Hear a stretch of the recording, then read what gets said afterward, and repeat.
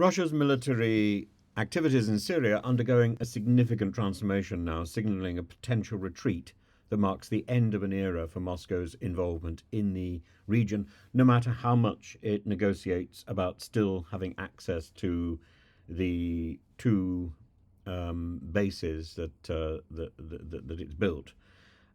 Satellite imagery from Maxar, collected on December the 13th, yesterday, reveals extensive preparations for a withdrawal, and two AN-124 heavy transport planes at Khmeimim Air Base in Latakia have been spotted with nose cones lifted, a clear indication of readiness to load serious cargo. Equipment such as the Ka-52 attack helicopter and components of an S-400 air defense system are being dismantled for transport, it appears. This retreat doesn't suggest total abandonment. Michael Kaufman of the Carnegie Endowment for International Peace describes the activity as a consolidation effort centered on Khmeimim and Tartus rather than a chaotic collapse. Still, reports from Ukraine's defense intelligence hint at frustration among Russian troops over mismanagement of the progress and further highlighting internal disarray. Russia's military presence in Syria since 2015 has been a cornerstone of its foreign policy, cementing its role as a power broker in the Middle East, and Moscow's primary goal was to prop up Bashar al-Assad during the Syrian civil war, ensuring a friendly regime and safeguarding its Mediterranean bases. Assad's overthrow by rebel forces complicates this, and Russia's Deputy Foreign Minister Mikhail Bogdanov confirmed ongoing talks with the Islamist group Hayat Tahrir al-Sham, indicating Moscow's attempt to salvage influence in this chaos.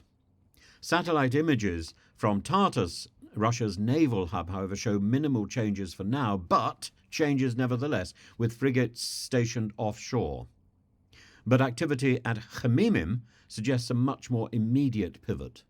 Cargo planes, helicopters, jets are either departing or undergoing operational adjustments. The base appears to be transitioning into a scaled-down, yet still fortified outpost, reflecting Moscow's intention to preserve a strategic foothold while reallocating resources elsewhere, potentially to the war in Ukraine. So the celebrations by people in Ukraine about the fall of Assad may be maybe too early, because a lot of that pressure from Syria will now go into Ukraine. Russia's invasion of Ukraine has undeniably strained its global ambitions. With resources diverted to Europe and domestic unrest growing, Moscow faces the need to prioritize. The Kremlin spokesperson, Dmitry Peskov, emphasized the importance of safeguarding existing assets, declining to disclose troop numbers or specific evacuation plans, and yet there is a clear movement of Russian troops across the border into Turkey. The retreat underscores Russia's waning ability to sustain its overseas adventures, and Assad's asylum in Moscow symbolizes a significant shift in the Middle Eastern power balance, while rebels consolidate power for themselves in Damascus. This transition raises questions about the fate of Russian-built infrastructure and the influence Moscow can really retain through diplomatic channels. Russia's military reconfiguration in Syria is a blend of pragmatism and necessity. While it signals a retreat from grand ambitions, it also represents a recalibration of priority.